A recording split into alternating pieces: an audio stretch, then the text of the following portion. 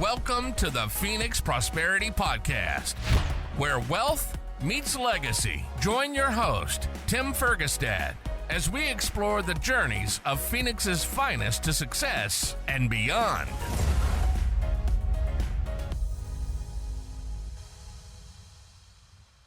All right. This is Tim Fergestad. Thank you for joining us. I'm very pleased to have Abran Villegas with me here today. Abran is a commercial banker turned investment banker focused on local middle market businesses, helping them run their businesses, provide retirement service, as well as dispositions, I believe. So thank you, Abran, for coming. Thanks so much for having me, Tim, and congrats on the success of your podcast. I'm very, very happy to be on today. Awesome. Thank you very much. So can you fill in some of the gaps there on that brief bio and give our viewers a better idea of what you do? Yeah, so I was born on a stormy day in Albuquerque in 1977. No, but you're absolutely right. I spent about 22 years in commercial banking. Loved it. It was a great way to connect with local business owners. Had a focus on nonprofits as well too, so it just felt really fulfilling. It was recruited by Lazier Capital. We're actually based in Columbus, Ohio. I'm here in Phoenix, which is kind of a unique model as well too, in that we've got MDs in various cities throughout the U.S. with our execution team based back in Columbus. And when they first started talking about ESOPs, I thought some of it might be illegal or the tax benefits just seemed really outrageous. And so it took about 2 years to be recruited by Lazier and have been doing that for about two years now. And for me, it's just really amazing to have found a way to help business owners sell tax-free, but also provide a benefit to employees who won't otherwise have a retirement plan. And then also, I think I'm really passionate about keeping things here in Phoenix. Unfortunately, a lot of the private equity groups and third-party owners, when you sell to a third party, are based outside of Phoenix. Right. So I think this is an incredible way to keep things local, sell tax-free, and also help out your employees. So it's sort of one of those triple benefits that is pretty rare. And so yeah, that's well, thanks. Let's dive into that a little bit more. Can you define ESOP for our viewers and explain a little bit more about that whole process? Yeah, I like to compare them to 401ks. So you think about a 401k, you might own some stock in Apple, Google, and maybe a REIT or some other financial investments. In the case of an ESOP, you only have one stock, and that stock is the company that you work for. And so there are a lot of similar benefits in that investment grows tax-free for the employees. One big difference, though, is on a 401k, you might have a company match, but it's based on your contributions into the 401k. Right. In ESOP, the employees, other than their sweat equity, don't pay anything to be involved in it. And so that retirement grows tax-free. When a person retires, they can then draw like they would from a 401k from their ESOP benefits. And that gives them some more options depending upon where they're at in the future, whether they want to take out of their tax-free account versus their taxable account, and what ratios, et cetera. Yeah, exactly. And they can convert it to a 401k if they go to another company. They can convert it to a Roth IRA if they want to pay the taxes. So that it gives them a lot of options. And the latest statistics, baby boomers on average have about 60,000 saved in 401ks. If you look at the broader population, only 50% of people in the U.S. have any retirement savings, so any 401k. So they're fully reliant on Social Security. So this just provides a benefit and a retirement that they wouldn't otherwise have. It's true. Yeah, it's very important. And those numbers are also scary. They are, aren't they? Yeah, especially I think the year I turned 65 is when Social Security goes bankrupt. So, or goes insolvent. I'm not sure the exact term, but it may not be around for a lot of us in the future. So we've got to be thinking creatively on how to shore up people's retirement. Can you touch a little bit on having out of state equity groups and stuff come in and buy in businesses and how some of your services change that? Yeah, so the ESOP remains under an owner's control, and they can continue to work for the ESOP, and it keeps the company local. So you think about all of the vendors that a company uses, whether it be CPAs, attorneys, also all of their local vendors. Well, if you get sold to a third party, banks as well too. I forgot the blocking my commercial banking days now. Like you got banks as well too. If they get sold to a third party out of state, all of those people lose a client. And so an ESOP actually enhances those relationships and grows them and keeps it local as well too. The other thing too is you lose a lot of times if you're being bought by a third party, they already have their CFO, they already have their accountant, they already have their back office. So a lot of people Right. that do their jobs first are the back office folks. And so Sure. you end up losing a lot of those good white collar jobs in Arizona as well. Sure. That's a big part of the play for most of those groups. They want to consolidate all the backroom stuff. Yeah, and cut costs, and typically at the expense of employees. Right. So is it Lazier? Yes. Lazier does a lot of dispositions for different companies. That's through this sort of program, correct?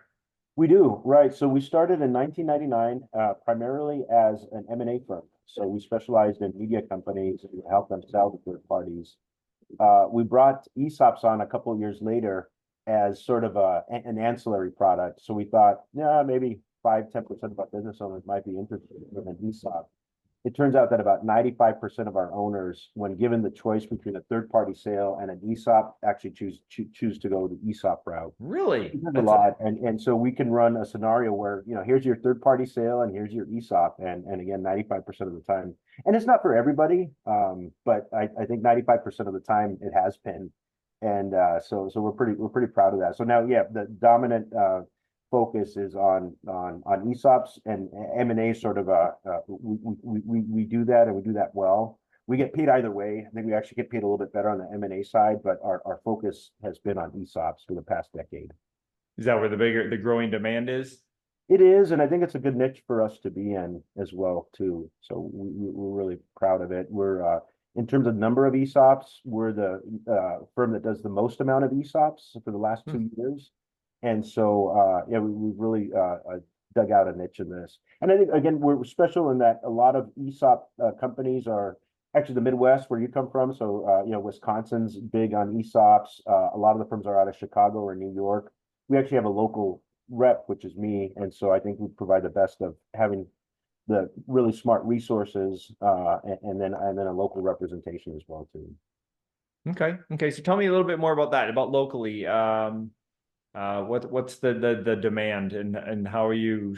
I mean, obviously, this type of networking and being on podcasts and stuff, but it's sort of educating people and how has the your industry been growing here in Phoenix, considering Phoenix is very business friendly and growing a lot. It's been great. It's been wonderful. I feel so fortunate to be here and to be in this space. So we talked about the benefits to employees. We talked about the benefits to the community. I think what's driving a big part of my business is the benefits to the seller, and there are a few benefits. It's really quite lucrative for a seller of an ESOP. But I think what's driving it a lot is our failed third party or private equity transactions. So lately, especially over the last 18 months or so, as interest rates have risen, a lot of the private equity groups are pushing a sale price more to maybe 50% up front and then a 50% earnout or 75% out up front and earnout. I think a lot of business owners are just feeling like, if I'm going to do an earnout, might as well look at the benefits of an ESOP. So that's been really exciting to see. We're also really well positioned for contractors, both general contractors and other contractors as well too, because you can get a higher multiple typically as an ESOP. So this is a great market for contractors. But just to touch briefly on some of the benefits, the big one is your ability to sell tax-free. So you think about selling to a third party, and let's use round numbers. It's a $10 million sale. The company's worth $10 million. Let's say the private equity group, just for ease, decides to just write you a check and there's no earnout, so you get 10 million day one. Well, in Arizona, we have about a 2.5% capital gains. You have a federal capital gains, which has been higher and could potentially go higher at some point, but at 20%. and then Medicare of about 3.5%. So at the end of the day, that 10 million is closer to 7.5 million take home after you have a sale. Whereas with an ESOP, you can sell tax-free through something called the 1042 exchange. And so instead of 7.5 million, you actually have 10 million. Other benefits, there's a statistic out by the Exit Planning Institute that says 75% of business owners deeply regret selling their business after a year. And I don't know if you've met any business owners that, the first 3 months are just great. You're out doing all the stuff you wanted to do, vacations, golfing, cocktail parties. But then there comes a point where maybe your husband or wife says, it's time for you to go back to work, or, you're driving me crazy. They say by the 9-month to 12-month mark, just depending where you are in life, that it can become really depressing for a lot of business owners because they feel like they've lost their sense of purpose. Right. They realize that their company was their second family, and that's where they had a lot of their social connections and relationships. Yeah, it was their child. Yeah, that's their child. Absolutely their child. And in a lot of ways, you spent more time at your company for a lot of these business owners than they did at home with their family in a lot of instances. Or they've been growing it for 20, 25 years. And so this is really an extension of who they are. And in an ESOP, you can, not only are you protecting that legacy that you've helped build, but you can also continue to be an employee of the company, be it as a CEO. A lot of folks transition to chairman or a consultant to the company. And so they maintain that connection to what they built, to their baby, and also it gives them some purpose. That's another really big one. Then the third one I was going to touch on is the way we at Lazier work these transactions is typically we give the owner a warrant, which is essentially an option for after usually year 5 to 10, they can exercise it and get a second bite at the apple. So there are some instances that the company has grown so much, and that second bite of the apple is usually for about 20% of the company. But in some instances, the company has grown so much that the option ends up being worth as much or more than the original sale price. So it gives them just another way to stay in the game. Those are high level, just kind of 3 real great benefits for the owner. Okay, yeah, those all sound great. Can you, because yes, I know a number of people have had an equity event, private equity coming into medical practice, buying out somebody's optometry practice. I have construction practice, right? And some of those have an earnout. Some of them, they want you to stay on as a consultant or something for some period and stuff. Yeah, can you walk through what sort of an average earnout scenario would be, and then how the ESOP is better?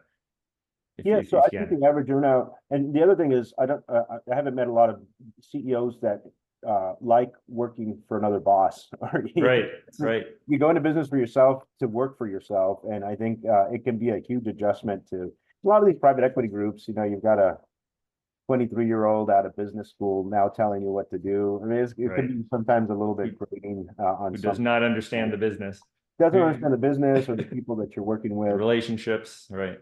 Yep, the relationship with your customers, with your vendors. They just are looking at the numbers purely.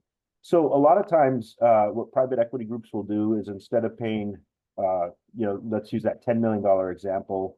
They may pay you $5 to $6 million up front, and then say there's a $4 million earnout over the next 2 to 3 years.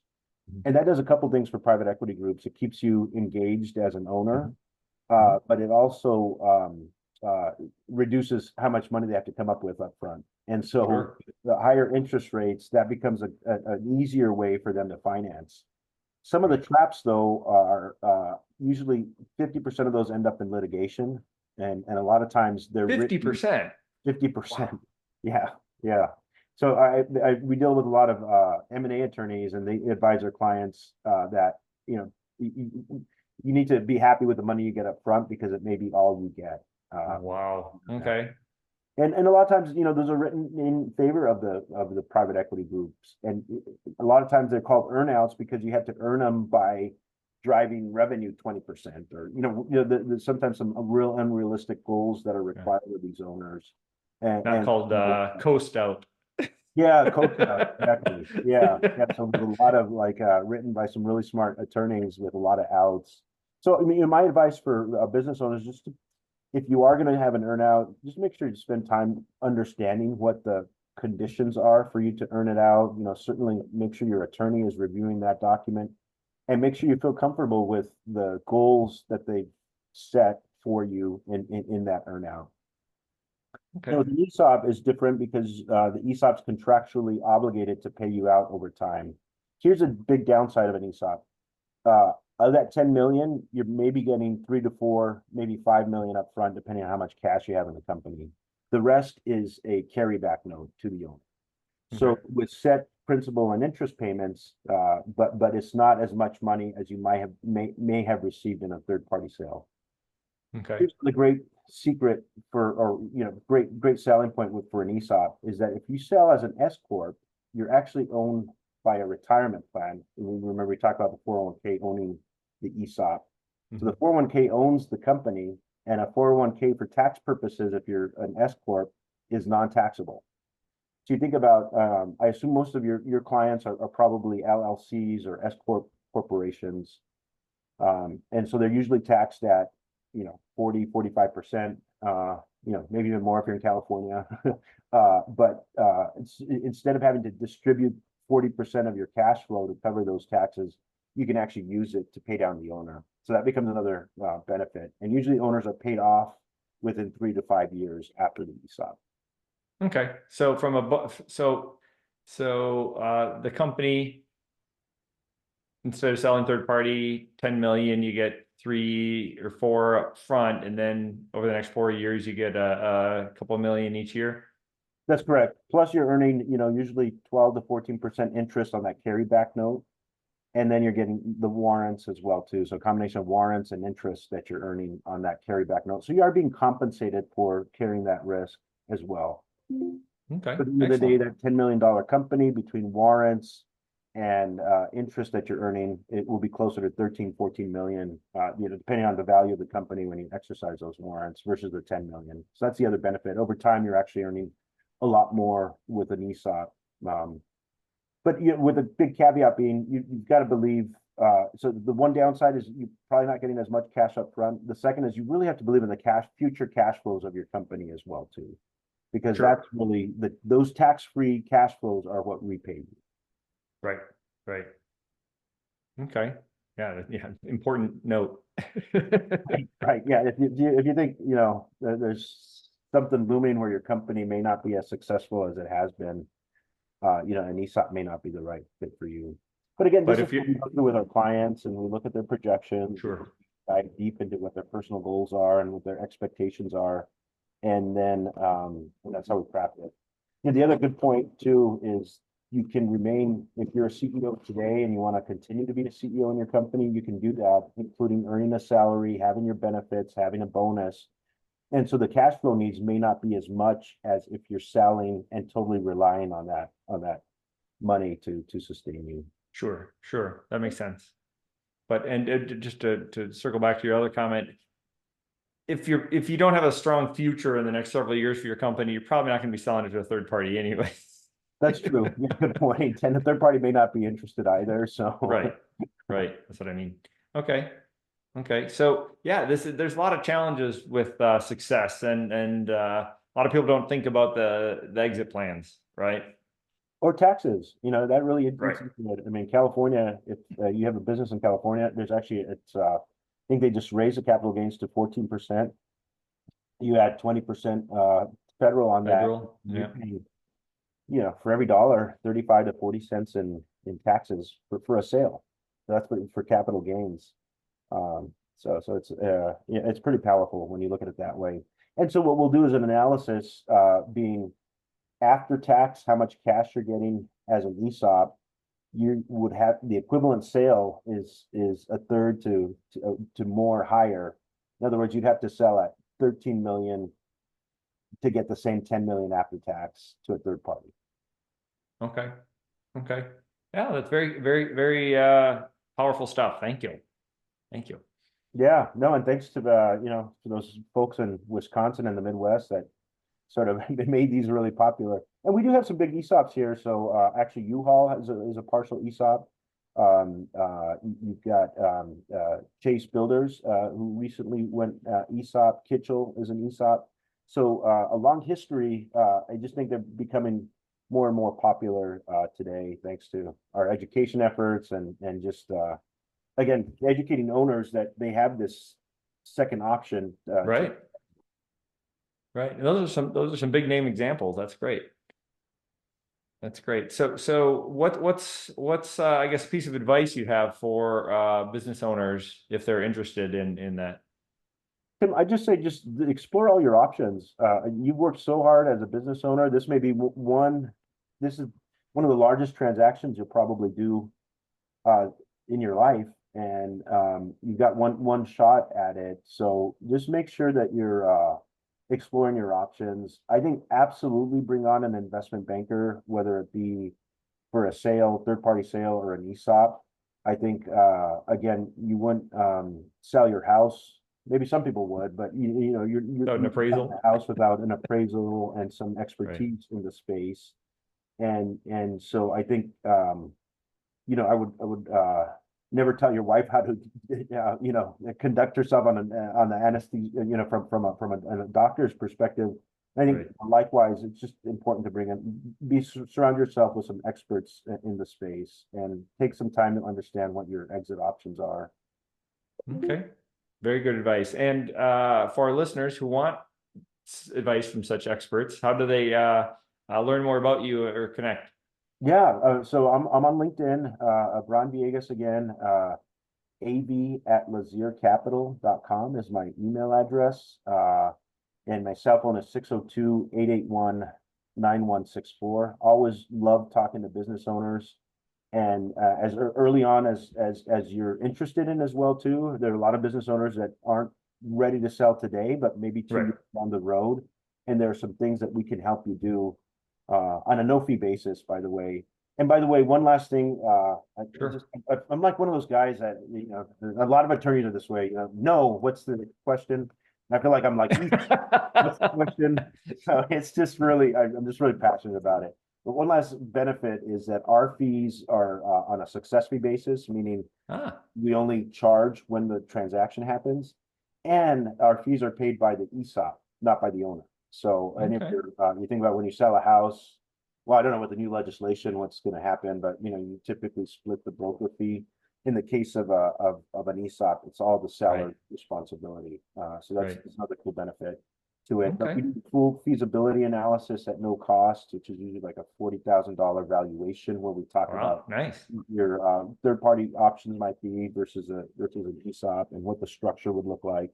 So it's pretty, it's our time that we're investing up front, and happy to do it with any business owner. All right. Well, thank you. Okay. For that, we're going to have to connect some more and talk some more about this, but thank you for your time today. Thank you everybody for watching. I very much appreciate Abran being here today with me and sharing your sort of story and background, but your insights into these sort of transactions. Very, very, very exciting new stuff. Thank you. And Tim, thanks for the education you're providing our community. I think that's always so important, and I appreciate the time you're putting into your podcast. Thank you. Thank you. All right. Have a good day. Inspired by our guests? Visit PhoenixProsperityPodcast.com/guest and join us on the show and share your success story with Tim. The spotlight awaits.